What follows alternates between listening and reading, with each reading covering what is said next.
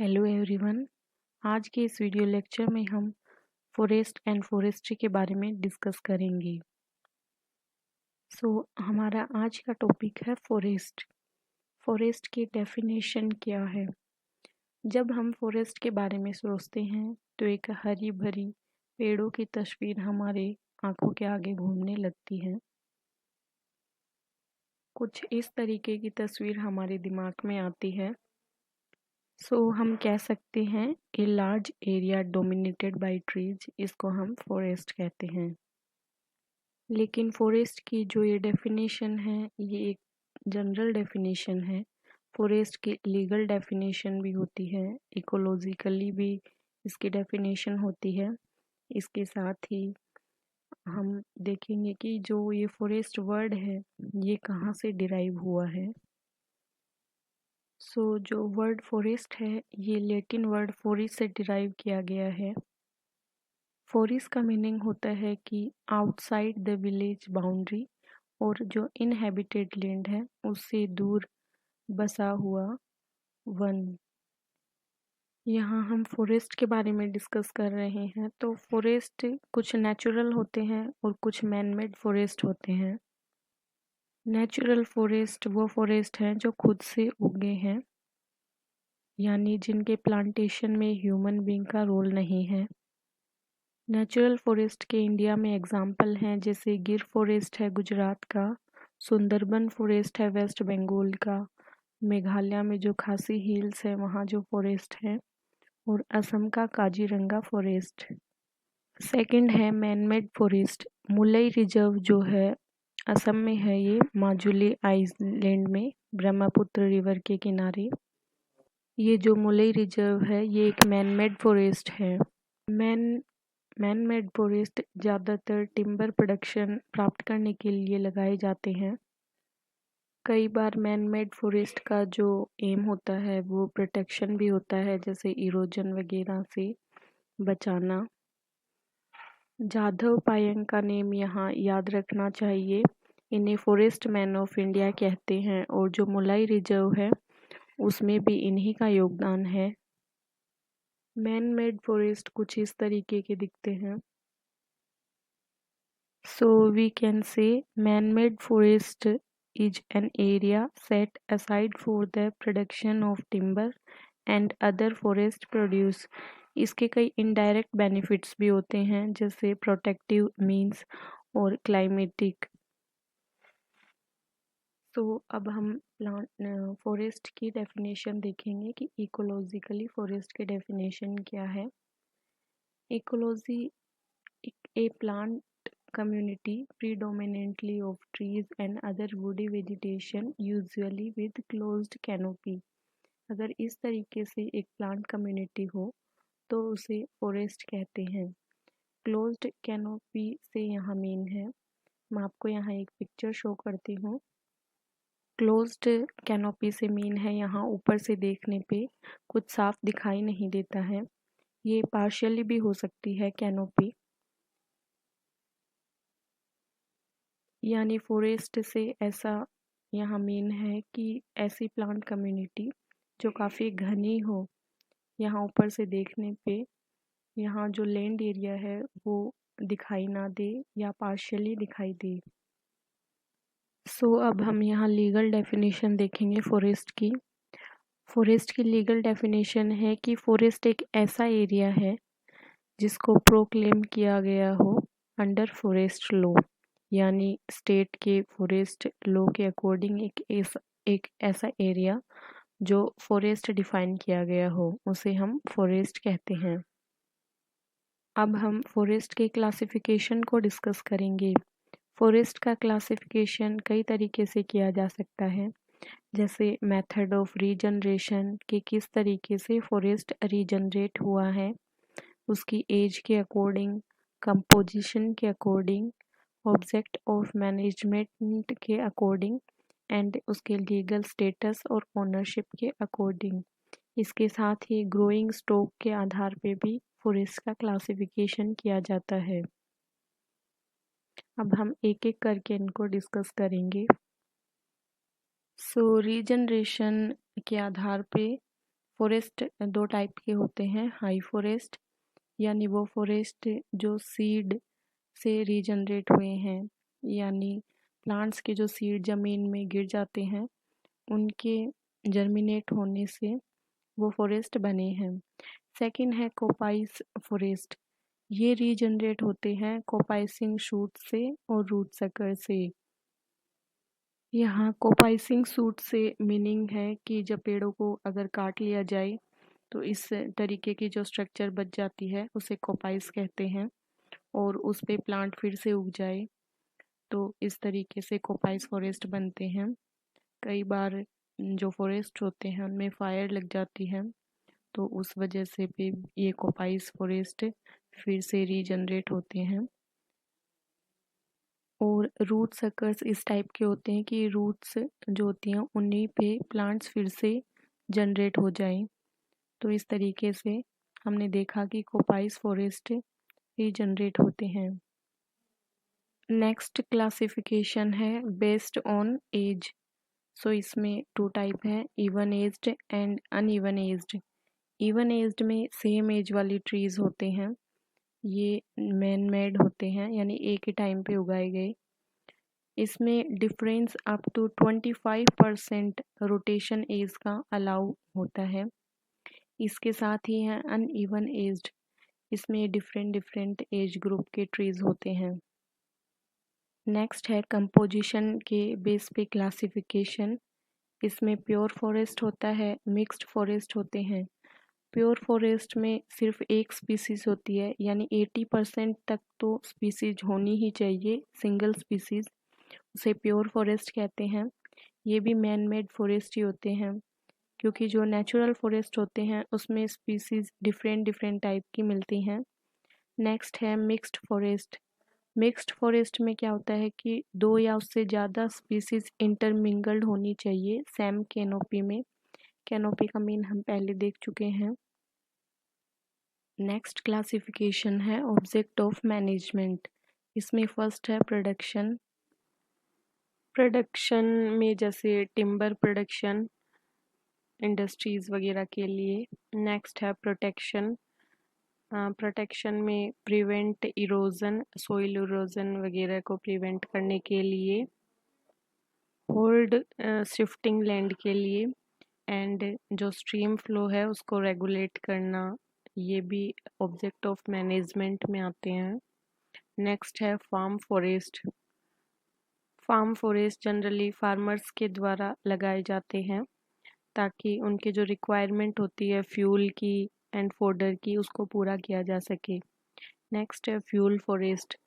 Fuel forest में जो village waste land होती है उस पे ये उगाए जाते हैं ताकि जो फ्यूल है, स्मॉल टिम्बर, फोडर वगैरह की जो नीड है उसको पूरा किया जा सके। विलेज कम्युनिटीज़ की जो नीड है ये उसको फुलफ़िल करने के लिए। नेक्स्ट है रिक्रिएशनल फॉरेस्ट, यानी जो एंटरटेनमेंट वगैरह के लिए जैसे जू वगैरह ये इसमें आते हैं। रिक्रिएशनल फॉरेस्ट में अर्बन एंड रूरल जो पॉपुलेशन है उसकी रिक्रिएशनल नीड्स को कंप्लीट किया जाता है। नेक्स्ट है ओनरशिप एंड लीगल स्टेटस के बेस पे क्लासिफिकेशन। सो स्टेट फॉरेस्ट होता है जो ऑन किया जाता है स्टेट के द्वारा। इसमें रिजर्व फॉरेस्ट है, इसको कॉन्स्टिट्यूट किया गया था इंडियन फॉरेस्ट एक्ट 1927 के तहत। इसके चैप्टर नंबर 2 में इसको बताया गया है। नेक्स्ट है प्रोटेक्टेड फॉरेस्ट, ये भी इंडियन फॉरेस्ट एक्ट 1927 में इसको चैप्टर नंबर 4 में डिस्क्राइब किया गया है। विलेज फॉरेस्ट को चैप्टर नंबर 5 सॉरी ये चैप्टर नंबर 3 में ये यहाँ पे डिस्क्राइब किया गया है। नेक्स्ट है कम्युनल फॉरेस्ट और उसके बाद है पंचायत फॉरेस्ट। कम्युनल जो फॉरेस्ट है उसको मैनेज किया जाता है कम्युनिटी के द्वारा, जैसे विलेज, टाउन, ट्राइबल अथॉरिटी वगैरह के द्वारा। एंड पंचायत फॉरेस्ट जो है उसको पंचायत के द्वारा, पंचायत में उसकी जो पावर्स है वो वेस्टेड होती हैं। नेक्स्ट है ग्रोइंग स्टॉक के बेसिस पे इसमें 2 होते हैं, ये normal forest and abnormal forest. Normal forest जो होता है जिसमें सस्टेन्ड यील्ड मिल जाती है, ये आइडियल वन होते हैं। यानी यहाँ जितने प्लांट्स आप उगा रहे हैं या फिर जहाँ जितने आपने प्लांट किए हैं उतने आपको प्राप्त हो जाएं, तो ये नॉर्मल फॉरेस्ट में आते हैं। एंड अबनॉर्मल फॉरेस्ट, इसमें इरेगुलर यील्ड मिलती है और ये आइडियल नहीं होते हैं। अब हम फॉरेस्ट कवर ऑफ इंडिया के बारे में डिस्कस करेंगे। इसके लिए अब हम एक रिपोर्ट देखेंगे, India state of forest report 2019। हमारी जो ministry for environment, forest and climate change है, उसने India state of forest report 2019 को रिलीज किया है। ये एक बाई एनुअल पब्लिकेशन है, यानी 2 साल में एक बार ये इसका पब्लिकेशन होता है और ये फॉरेस्ट सर्वे ऑफ इंडिया के द्वारा किया जाता है। फॉरेस्ट सर्वे ऑफ इंडिया यानी FSI एक ऑर्गेनाइजेशन है जो कि ministry of environmental, forest and climate change के अंडर आता है। इस रिपोर्ट में forest and tree cover, bamboo resources, carbon stock और फॉरेस्ट फायर, इनके बारे में बताया जाता है। 2019 की जो ये रिपोर्ट है, इसमें पहली बार क्वालिटेटिव नेचर जो है फॉरेस्ट कवर का, उसको इंट्रोड्यूस किया गया है और यहाँ पे नेशनल फॉरेस्ट इन्वेंटरी पहली बार यहाँ पे क्रिएट की गई है।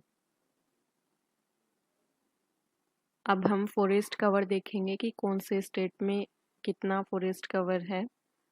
हमें सबको पता है कि मध्य प्रदेश में सबसे ज़्यादा फॉरेस्ट कवर है। So area wise Madhya Pradesh में सबसे ज़्यादा फॉरेस्ट कवर है, उसके बाद अरुणाचल प्रदेश में, फिर छत्तीसगढ़ में, उसके बाद ओडिशा में, फिर महाराष्ट्र में। फिर नेक्स्ट है फॉरेस्ट कवर परसेंटेज बेसिस पे, मिजोरम का सबसे ज़्यादा है, उसके बाद अरुणाचल प्रदेश का, फिर मेघालय का। सो ये काफ़ी इम्पोर्टेंट है, यहाँ से क्वेश्चन बनने की प्रोबेबिलिटी काफ़ी ज़्यादा है। सबसे पहले तो ये खुशी की बात है कि हमारे फॉरेस्ट कवर में इंक्रीज हुआ है। हमारा जो फॉरेस्ट कवर है वो 21.67% है हमारे जियोग्राफिकल एरिया का, जो कि 7,12,249 स्क्वायर किलोमीटर है। और यहाँ पे टॉप 5 स्टेट दिए गए हैं जिनके फॉरेस्ट कवर में इंक्रीज हुआ है, तो ये भी काफ़ी इम्पोर्टेंट है कि वो कौन कौन से स्टेट हैं जिनके फॉरेस्ट कवर में इंक्रीज हुआ है। तो कर्नाटका, फिर आंध्र प्रदेश, उसके बाद केरला और जम्मू कश्मीर एंड हिमाचल प्रदेश, इनके फॉरेस्ट कवर में यहाँ पे इंक्रीज हुआ है।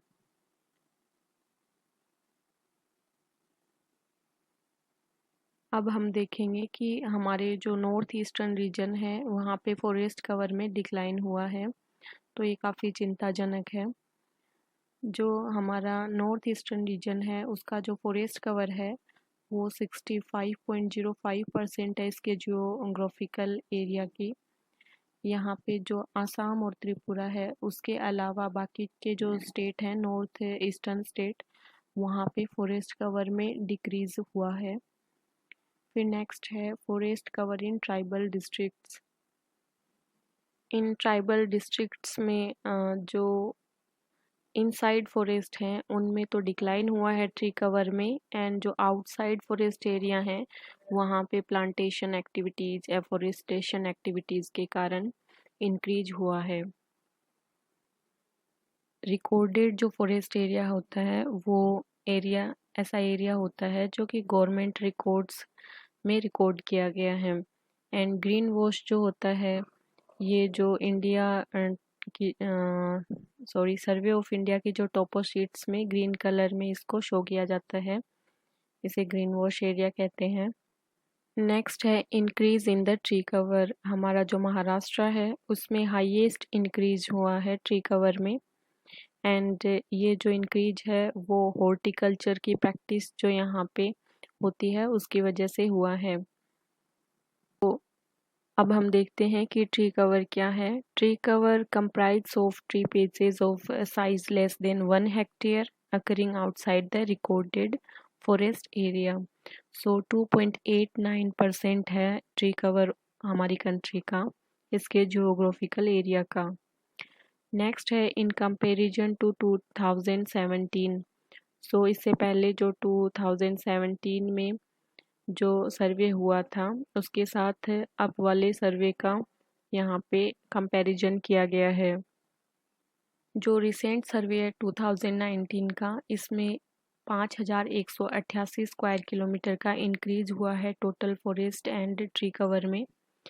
एंड जो ट्री एंड फॉरेस्ट कवर है ये 24.56% बनाता है, लेकिन जो लास्ट असेसमेंट था 2017 का उस टाइम ये 24.39% था। इंडिया का जो नेशन इंडिया का जो ट्री एंड फॉरेस्ट कवर है नेशनल, ये 21 से 25% के बीच ही रहता है, जबकि नेशनल फॉरेस्ट पॉलिसी 1988 के अकॉर्डिंग ये 33% होना चाहिए। ये जो हम हमेशा पढ़ते रहते हैं कि 33% होना चाहिए। एंड नेक्स्ट मैंग्रोव जो कवर हुआ है उसमें भी इंक्रीज है यहाँ पे 1.10% का पिछले असेसमेंट की तुलना में। नेक्स्ट है कार्बन स्टॉक। हमारा जो कार्बन स्टॉक है हमारी कंट्री का वो 7124 मिलियन टन है, यानी कि हमारे कार्बन स्टॉक में इंक्रीज हुआ है पिछले असेसमेंट की तुलना में। ये 42.6 मिलियन टन का इंक्रीज है। इसका मतलब है कि हम राइट ट्रैक पे हैं हमारे पेरिस एग्रीमेंट कमिटमेंट को पूरा करने की दिशा में। कार्बन स्टॉक क्या होता है? कार्बन स्टॉक जो हमारे एटमॉस्फेयर में सिक्वेस्ट्रेशन होता है कार्बन का, उसको जब फॉरेस्ट इकोसिस्टम के द्वारा स्टोर कर लिया जाता है तब ये कार्बन स्टॉक कहलाता है। यानी जो कैपेसिटी है कार्बन को स्टोर करने की, ये कार्बन स्टॉक कहलाती है। यानी जितने ज़्यादा ट्रीज होंगे कार्बन स्टॉक उतना ही ज़्यादा होगा। नेक्स्ट है वेटलैंड्स। हमारा जो टोटल नंबर ऑफ वेटलैंड्स है जो recorded forest area and green wash के अंडर है वो 8.13% है। और यहाँ इम्पोर्टेंट है कि गुजरात जो है उसके पास लार्जेस्ट एरिया ऑफ वेटलैंड्स है आरएफए में, और उसके बाद है वेस्ट बंगाल के पास। सो ऑब्जेक्टिव टाइप क्वेश्चंस में ऐसे क्वेश्चंस बनते हैं। नेक्स्ट है फॉरेस्ट प्रोड्यूस। यहाँ पे महाराष्ट्र है, इसमें dependence of fuel woods on forest ये हाईएस्ट है, और जो फोडर स्मॉल टिम्बर बैम्बो वगैरह की डिपेंडेंस है वो मध्य प्रदेश में हाईएस्ट है। इसके साथ ही जो इंडिया का 21.40% जो फॉरेस्ट कवर है वो highly to extremely fire prone है। तो ये भी काफ़ी चिंताजनक बात है। एक बार हम यहाँ नेशनल फॉरेस्ट पॉलिसी 1988 को देख लेते हैं। इसको हम जब फॉरेस्ट लेजिस्लेशन का टॉपिक आएगा तब वहाँ डिटेल से हम इसे डिस्कस करेंगे। इसका मेन एम तो है कि इन्वायरमेंटल स्टेबिलिटी यहाँ पे प्रिजर्व करने की बात की जाती है जो नेचुरल फॉरेस्ट हैं उनको, और जो फॉरेस्ट एरिया है उसको इंक्रीज किया जाए मेसिव फॉरेस्टेशन से एंड सोशल फॉरेस्ट्री के प्रोग्राम से। सोशल फॉरेस्ट्री को भी हम हमारे नेक्स्ट चैप्टर्स में पढ़ेंगे। और यहाँ पे इस बात पे जोर दिया जाता है कि ए मैसिव पीपल्स मूवमेंट को क्रिएट करना ताकि जो लोगों में अवेयरनेस बढ़े और फॉरेस्ट जो हम नई फॉरेस्ट लगाएं इसका ऑब्जेक्टिव हमारा पूरा हो सके, और जो पहले से जो फॉरेस्ट हैं उन पे प्रेशर को मिनिमाइज किया जा सके। यहाँ कुछ थोड़ी सी डिटेल्स भी हैं, जैसे वॉटसन है उनको अपॉइंट किया गया था first conservator of forest in India 1806 में। एंड यहाँ पे 17 वर्ल्ड की कंट्री दी गई हैं जो मेगा डाइवर्स कंट्रीज़ में आती हैं। इंडिया भी इनमें शामिल है। यहाँ इनके नेम दिए गए हैं, सो एक बार आप रीड कर सकते हैं। उसके बाद JFM है फर्स्ट जॉइंट फॉरेस्ट मैनेजमेंट, इसको अराबारी मॉडल कहते हैं, और 1972 में वेस्ट बंगाल के पश्चिम मेदिनीपुर डिस्ट्रिक्ट में स्टार्ट किया गया था। JFM को हम हमारे नेक्स्ट लेक्चर में डिटेल से डिस्कस करेंगे। नेक्स्ट एक छोटी सी इंफॉर्मेशन है कि central research institute for dryland agriculture ये हैदराबाद में सिचुएटेड है। आज के लेक्चर में हम इतना ही डिस्कस करेंगे, बाकी जो रिमेनिंग पार्ट है उसको हम हमारे नेक्स्ट लेक्चर में डिस्कस करेंगे। So thank you so much guys.